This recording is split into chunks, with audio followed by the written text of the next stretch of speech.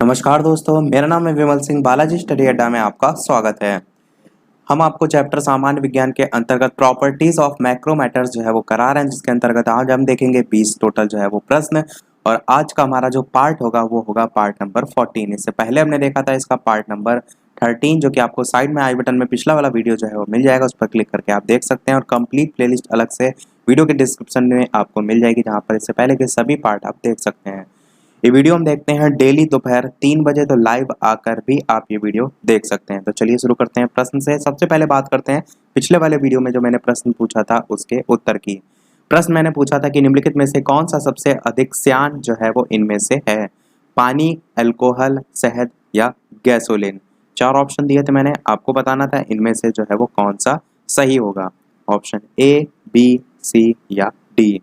तो चलिए बात कर लेते हैं अब उत्तर की कौन सा सही होगा। तो आपका यहाँ पर ऑप्शन नंबर सी यानी कि शहद जो है वो सही हो जाएगा, यानी कि आपका ऑप्शन नंबर सी जो है बिल्कुल सही हो जाएगा। तो उत्तर तो आपका हो गया यहाँ पर शहद। अब समझते हैं कि जो श्यान है ये जो है वो क्या होता है। श्यानता कहते हैं हम अगर द्रव की बात करें तो द्रव का वह गुण जिसके कारण वह विभिन्न परतों में होने वाली जो आपेक्षिक गति है उसका विरोध करती है, उसे हम श्यानता कहते हैं। और द्रव और गैसों में यदि कंपैरिजन की बात की जाए तो गैसों की श्यानता द्रवों की श्यानता की तुलना में लगभग बहुत कम होती है। लगभग आप कह सकते हैं 1/100 जो है वो तक होती है। इसको यदि हम एग्जाम्पल से समझे तो हम किस प्रकार से समझ सकते हैं कि जैसे कि आपका ये पानी हो गया, पानी को आप क्या करें, चिकनी सतह पर गिराएं तो क्या देखते हैं आप कि पानी तेजी से जो है वो बहता है। लेकिन यदि इसी की जगह हम शहद को आप वहीं पर गिराएं तो क्या होता है, वो चिकनी जो सतह होती है उस पर गिराएंगे तो वो फैलने में ज़्यादा समय लेता है।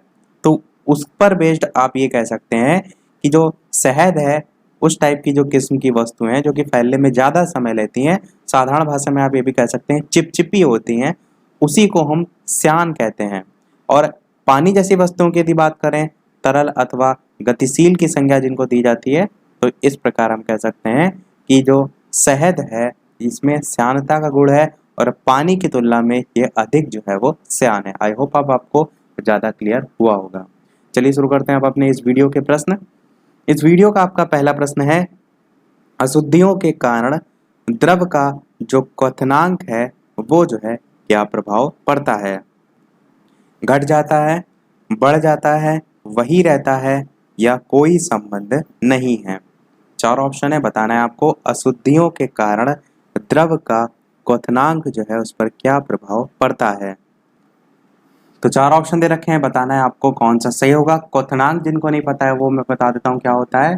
तो द्रव अवस्था से गैसीय अवस्था में बदलना क्वथनांक होता है। ये तो साधारण सी भाषा में आप कह सकते हैं, डेफिनेशन के बेस पर आप ये कह सकते हैं कि किसी द्रव का क्वथनांक वह टेम्परेचर यानी कि ताप होता है जिस पर द्रव के भीतर वाष्प दाब द्रव की सतह पर आरोपित वायुमंडलीय दाब के जो है वो बराबर होता है। तो अब आपसे पूछा गया है कि अशुद्धियों के कारण द्रव का क्वथनांक उस पर क्या प्रभाव पड़ता है। तो बात करते हैं उत्तर की यदि, तो आप कह सकते हैं ऑप्शन बी बढ़ जाता है, ये बिल्कुल जो है वो सही हो जाएगा। देखते हैं अपना अगला प्रश्न दूसरा, जब ताप में वृद्धि की जाती है तो द्रवों का जो पृष्ठ तनाव है उस पर क्या प्रभाव पड़ता है? पृष्ठ तनाव पर बेस्ड मैंने आपको बहुत से एग्जाम्पल वाले प्रश्न कराए भी थे। तो बढ़ जाता है, अपरिवर्तित रहता है, घट जाता है या तभी बढ़ता है जब ताप में वृद्धि 25 डिग्री सेल्सियस से अधिक होती है। चाटना है आपको इनमें से कौन सा जो है वो सही होगा। जब ताप में वृद्धि की जाती है तो द्रवों का जो पृष्ठ तनाव है उस पर क्या प्रभाव पड़ता है। बात कर लेते हैं चलिए उत्तर की एबीसीडी में से कौन सा सही होगा। तो सी आपका बिल्कुल सही होगा कि वो जो है वो घट जाता है। अगला प्रश्न 3 कह रहा है कि जब किसी सेविंग ब्रश को पानी में से निकाला जाता है तो उसके जो बाल हैं वो आपस में चिपक जाते हैं, इसका कारण क्या होता है? आपने देखा होगा यदि, तो उस पर बेस्ड यहाँ पर प्रश्न पूछा गया है कि प्रत्यास्थता उसका कारण होता है, घर्षण उसका कारण होता है, श्यानता होता है या पृष्ठ तनाव होता है। 4 ऑप्शन दे रखे हैं, बताना है आपको कि जब किसी सेविंग ब्रश को पानी में से निकाला जाता है तो उसके जो बाल हैं वो आपस में चिपक जाते हैं, उसका रीज़न क्या होता है। बात कर लेते हैं उत्तर की एबीसीडी में से कौन सा सही होगा। तो डी आपका पृष्ठ तनाव जो है वो बिल्कुल सही हो जाएगा। पृष्ठ तनाव के बारे में इससे पहले वाले पार्ट में मैं आपको बता भी चुका हूँ। चौथा प्रश्न कह रहा है कि जब पानी में नमक मिलाया जाता है तो निम्न में से कौन सा परिवर्तन होता है? क्वथनांक घटता है और जमाव बिंदु बढ़ता है, क्वथनांक बढ़ता है और जमाव बिंदु घटता है, या क्वथनांक व जमाव दोनों घटते हैं, या क्वथनांक और जमाव बिंदु दोनों बढ़ते हैं। तो चार ऑप्शन दे रखे हैं, बताना है आपको इनमें से कौन सा सही होगा। ऑप्शन ए, बी, सी या डी में से बात करते हैं उत्तर की, तो आपका ऑप्शन बी वाला यहाँ पर सही होगा। क्वथनांक जो है वो बढ़ता है, क्योंकि इस पर बेस्ड अभी मैंने आपको क्वेश्चन कराया था, मैं आपको लाइव फिर से दिखा देता हूँ। ये वाला प्रश्न कराया था सबसे पहला कि अशुद्धियों के कारण जो द्रव का क्वथनांक है वो क्या होता है, तो बढ़ता है। बस यही चीज यहाँ पर देखिए अप्लाई करके कि जब पानी में आप नमक मिला रहे हैं तो कहीं ना कहीं एक अशुद्धि के तौर पर ही आप उसे देखेंगे तो क्वथनांक क्या होगा, क्वथनांक बढ़ेगा। तो इस आधार पर आप इतना आपने देख लिया और बाकी जमाव बिंदु भी जो है वो घट जाएगा।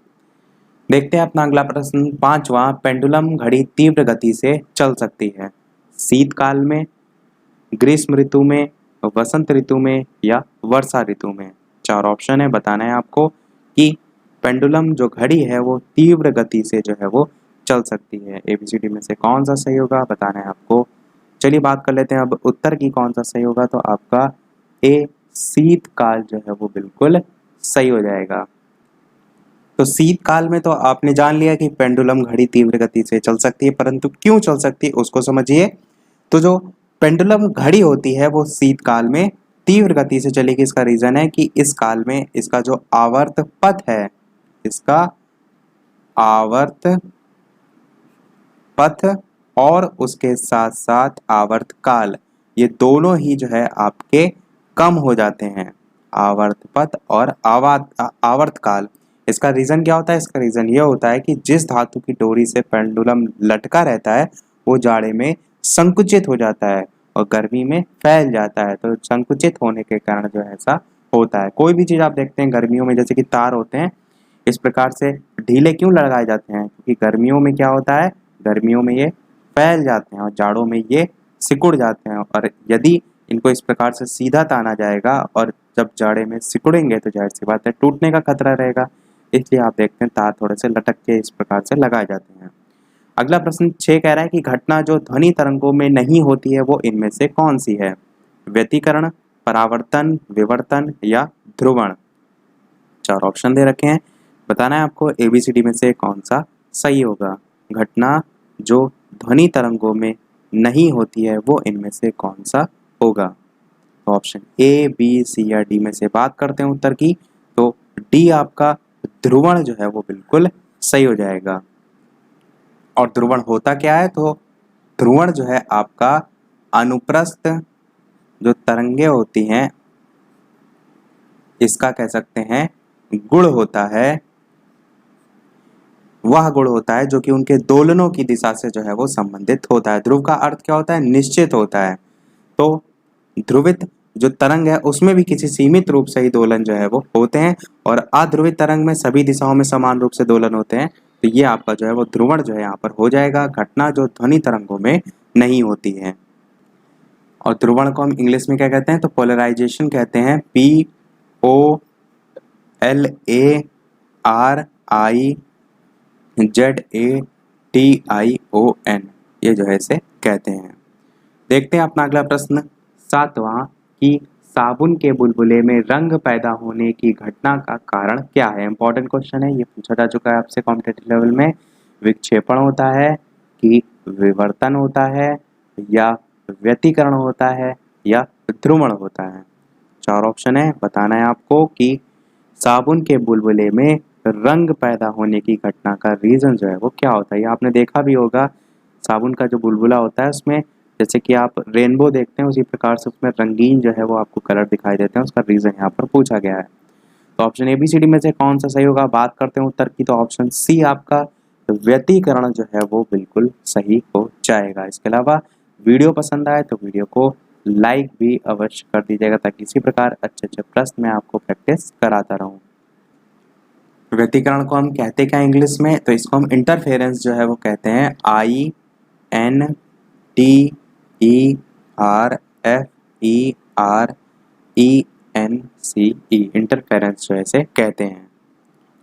और यदि बात करें प्रकाश के व्यतिकरण की डेफिनेशन क्या होती है, वो भी आपसे काफ़ी बार पूछी गई है।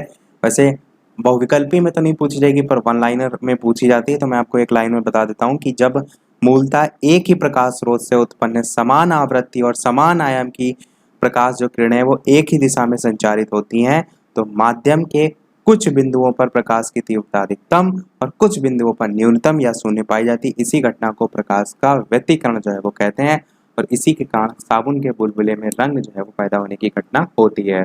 आठवां प्रश्न कह रहा है कि पानी की छोटी छोटी बूंदों से मिलकर एक बड़ी बूंद बनाने की जो प्रक्रिया है उसमें निकाय की पृष्ठ ऊर्जा घटती है, बढ़ती है, अपरिवर्तित रहती है या बढ़ या घट सकती है। चार ऑप्शन दे रखे हैं, बताना है आपको इनमें से कौन सा सही होगा। ऑप्शन ए, बी, सी या D. Option A B C D में से कौन सा सही होगा, बात कर लेते हैं उत्तर की। तो आपका ऑप्शन नंबर ए घटती है जो है वो बिल्कुल सही हो जाएगा। अगला प्रश्न देखते हैं, नवा, यदि पानी की एक बड़ी बूंद को छोटी बूंदों में तोड़ा जाए तो पृष्ठ ऊर्जा घट जाती है, बढ़ जाती है, नहीं बदलती है या बढ़ भी सकती है और घट भी सकती है। बताना है आपको इनमें से कौन सा सही होगा। यदि पानी की एक बड़ी बूंद को छोटी बूंदों में तोड़ा जाए तो पृष्ठ ऊर्जा पर क्या प्रभाव पड़ेगा। बात करते हैं उत्तर की, तो आपका ऑप्शन नंबर बी वाला बिल्कुल सही होगा, यानी कि बढ़ जाती है। तो आपने इस प्रश्न में और इससे पहले वाले प्रश्न में अंतर देखा। यहाँ पर क्या कह रहा है, यहाँ पर प्रश्न में कह रहा है कि बड़ी बूंद जो है इसको छोटी बूंदों में तोड़ा जाए। इससे पहले वाले प्रश्न में क्या कह रहा था, छोटी छोटी बूंदों से मिलकर बड़ी बूंद, यानी कि इसका जस्ट अपोजिट करके यहाँ पर पूछा गया है, तो वहां पर घटती है तो जाहिर सी बात है यहाँ पर बढ़ जाएगी। तो इसी प्रकार के प्रश्न आपसे घुमा घुमा कर जो है वो पूछे जाते हैं। 10वां प्रश्न कह रहा है कि निम्नलिखित में से सत्य कथन आपको छांटना है। पहला कह रहा है कि पृष्ठ तनाव जो है इसका इकाई बल प्रति इकाई लंबाई है। आप कहेंगे बिल्कुल नहीं, ये तो ऑप्शन आपको कट जाएगा। बी कह रहा है कि किसी द्रव का पृष्ठ तनाव ताप बढ़ने पर घटता है, ये तो बिल्कुल सही है। तीसरा कह रहा है कि पृष्ठ सक्रिय कारक जल का पृष्ठ तनाव घटा देते हैं, तो ऐसा भी नहीं है। जब ससंजन असंजन से अधिक होता है तब द्रव दीवार को गीला कर देता है, ये भी आपका नहीं है। तो बी वाला ऑप्शन आपका सही होगा। सही छांटना था आपको कि किसी द्रव का पृष्ठ तनाव ताप बढ़ने पर घटता है। तो बस ये चीज याद रखिएगा, एक लाइन में इसकी प्रॉपर्टीज जो है वो हो जाएगी। 11 प्रश्न कह रहा है कि स्याही के प्रवाह के लिए किन तरहों का के पेन गुरुत्व के साथ साथ केशिका क्रिया का प्रयोग करता है या करते हैं।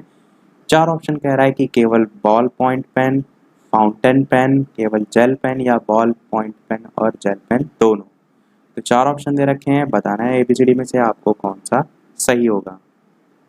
तो ऑप्शन ए, बी, सी या डी में से बात कर लेते हैं उत्तर की। तो आपका ऑप्शन बी फाउंटेन पेन जो है वो बिल्कुल सही हो जाएगा। फाउंटेन पेन आपने देखा होगा, इस प्रकार से तिरछा उसकी नोक होती है, जैसे कि आप इंक वाले पेन देखते हैं उसमें जो है वो इंक टाइप की जो है वो पड़ती है। अगला प्रश्न देखते हैं, 12, द्रव्य की अवस्थाओं की अधिकतम संख्या क्या है। 4, 3, 5 या परिवर्तनशील। चार ऑप्शन दे रखे हैं, बताना है आपको कौन सा सही होगा। और प्रश्न में थोड़ा सा यहाँ पर द्रव्य की जगह यदि पदार्थ होता तो प्रश्न आपका और ज्यादा बेहतर होता, क्योंकि इस प्रकार से आपका प्रश्न ज्यादा सही होगा कि पदार्थ की अवस्थाओं की अधिकतम संख्या कितनी हो सकती है। तो option A B C D में से बताना है आपको कौन सा सही होगा। चलिए बात करते हैं उत्तर की। तो आपका 5 जो है वो सही हो जाएगा। कौन कौन सी, पहली तो आप जानते हैं ठोस, दूसरा आप जानते हैं द्रव और तीसरा आप जानते हैं गैस। ये तीन आप जानते हैं। चौथा कौन सा होगा, चौथा होगा प्लाज्मा। और पांचवा कौन सा होगा, पांचवा होगा बोस, आइंस्टीन,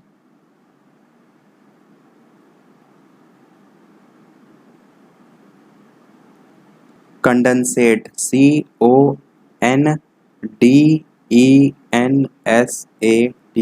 तो ये 5 जो है आपकी अधिकतम संख्या हो सकती है। मुख्यतः आपको 3 ही जो है वो देखने को मिलती है, परंतु यहाँ पर प्रश्न में एक लिखा है अधिकतम, इसलिए आपकी ये हो जाएंगी। अगला प्रश्न 13 कह रहा है कि निम्नलिखित कथनों में से कौन सा एक कथन पदार्थ के संबंध में सही नहीं है, आपको यहाँ पर छांटना है। पहला कह रहा है कि उच्च ताप पर पदार्थ जो है वो प्लाज्मा बन जाता है। दूसरा कह रहा है कि कोई भी चीज जो स्थान घेरती है वो पदार्थ है। तीसरा कह रहा है कि सभी पदार्थ बड़े कणों जैसे कि परमाणु और अणुओं से बने होते हैं। और चौथा कह रहा है कि कोलाइट पदार्थ के अपेक्षाकृत बड़े कणों से बनते हैं। तो बताना है आपको इनमें से कौन सा कथन जो है वो सही नहीं है। ऑप्शन ए, बी, सी या डी। तो ऑप्शन ए, बी, सी या डी में से कौन सा सही नहीं है। बात कर लेते हैं उत्तर की, तो आपका ऑप्शन डी वाला बिल्कुल सही होगा कि कोलाइट पदार्थ के अपेक्षाकृत बड़े कणों से बनते हैं, ये आपका सही नहीं है। बाकी ए, बी, सी तीनों कथन आपके बिल्कुल सही हैं। 14 प्रश्न कह रहा है कि ताप बढ़ने के साथ द्रव की जो श्यानता है वो घटती है, बढ़ती है, अपरिवर्तित रहती है या द्रव की प्रकृति के अनुसार बढ़ या घट सकती है। 4 ऑप्शन दे रखा है, बताना है आपको इनमें से कौन सा सही होगा। श्यानता क्या होता है ये तो मैंने ऊपर आपको बता ही दिया शहद वाला एग्जाम्पल देके।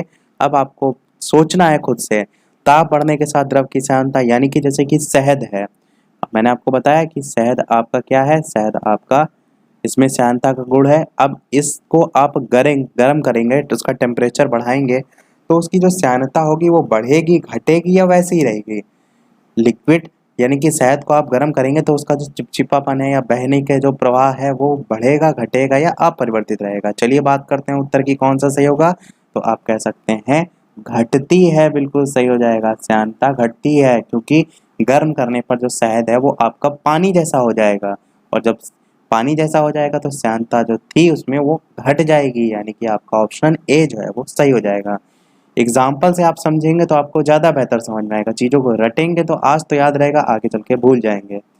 15 प्रश्न कह रहा है कि द्रव की किसी गोलीय बूंद के भीतर दाब अधिक अनुक्रमानुपाती होता है, उसकी त्रिज्या के वर्ग के या त्रिज्या के या त्रिज्या के व्युत्क्रम के या त्रिज्या के घन के। इस प्रकार से 4 ऑप्शन दे रखे हैं, बताना है आपको इनमें से कौन सा सही होगा। ऑप्शन ए, बी, सी या डी। तो चलिए बात करते हैं उत्तर की, एबीसीडी में से कौन सा सही होगा। तो आप कह सकते हैं आपका ऑप्शन नंबर सी यहाँ पर बिल्कुल सही होगा कि त्रिज्या जो है उसके व्युत्क्रम जो है ये आपका सही हो जाएगा। अगला प्रश्न 16 देखते हैं कि कथन दे रखा है, कारण दे रखा है। कथन में क्या कह रहा है कि रेडियो तरंगे चुंबकीय क्षेत्र में विचलित हो जाती हैं। कारण कह रहा है कि रेडियो तरंगों की प्रकृति विद्युत चुंबकीय है। अब आपसे ये पूछा गया है कि ए और आर दोनों सही है परंतु आर ए की व्याख्या सही नहीं है। दूसरा कह रहा है कि आर तथा ए दोनों सही हैं और आर ए की सही व्याख्या है। तीसरा कह रहा है कि ए सही है परंतु आर गलत है। चौथा कह रहा है कि ए गलत है परंतु आर सही है। आपको छांटना है कि इनमें से कौन सा सही होगा। ऑप्शन ए, बी, सी या डी। तो चलिए बात कर लेते हैं एबीसीडी में से कौन सा सही होगा। तो आपका डी वाला यहाँ पर ऑप्शन बिल्कुल सही होगा कि ए गलत है परंतु आर सही है, यानी कि रेडियो तरंगें चुंबकीय क्षेत्र में विचलित हो जाती हैं, तो ऐसा नहीं है। बाकी रेडियो तरंगों की प्रकृति विद्युत चुंबकीय होती है, ये आपका बिल्कुल सही है। तो ये प्रॉपर्टीज भी ध्यान में रखिएगा। 17 नंबर प्रश्न कह रहा है कि पानी के 4 डिग्री सेल्सियस पर शरीर तैरता है, यदि तापमान 100 डिग्री सेल्सियस हो जाए तो क्या फर्क पड़ेगा। कोई परिवर्तन नहीं होगा, शरीर डूब जाएगा, कुछ अधिक भाग पानी में डूबेगा या अधिक आसानी से तैरेगा। इस टाइप का प्रश्न मैंने शायद एक बार और आपको कराया था, वही प्रश्न यहाँ पर रिपीट हुआ है। तो चलिए बात कर लेते हैं उत्तर की, एबीसीडी में से कौन सा सही होगा।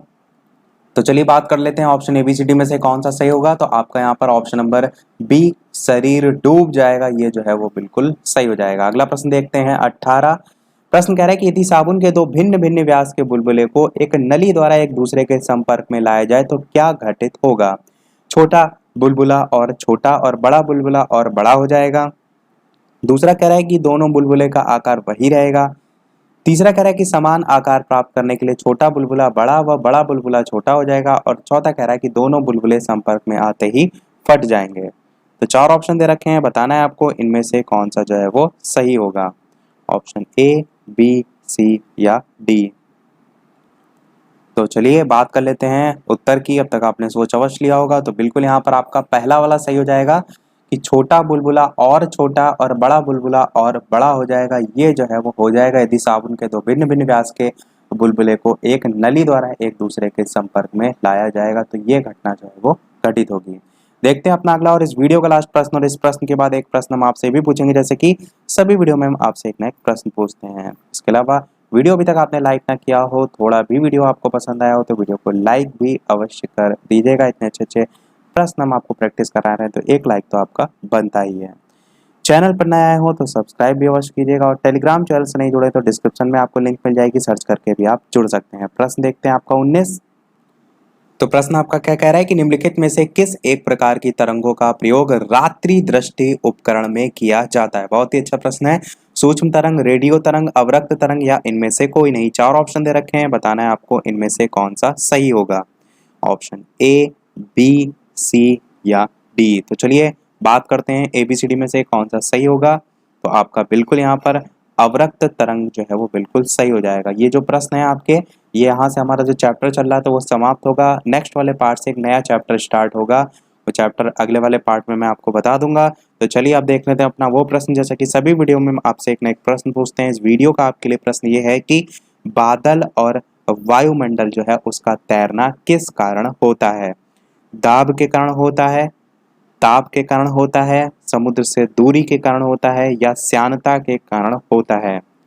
4 ऑप्शन दे रखे हैं, बताना है आपको ABCD में से कौन सा सही होगा। अपना उत्तर वीडियो के मेन कमेंट में टाइप करके अवश्य बताइएगा। आंसर देखेंगे हम इसका नेक्स्ट पार्ट में। इसी के साथ हमारा ये पार्ट कंप्लीट होता है। कंप्लीट प्लेलिस्ट डिस्क्रिप्शन में मिल जाएगी, जहाँ पर इससे पहले के सभी पार्ट आप देख सकते हैं। तो आज के वीडियो में इतना ही। वीडियो पसंद आया हो तो लाइक अवश्य कीजिएगा, नए हैं चैनल पर तो सब्सक्राइब जरूर कीजिएगा। चलिए मिलते हैं अगले वीडियो में नए टॉपिक के साथ, तब तक के लिए नमस्कार। Thank you for watching.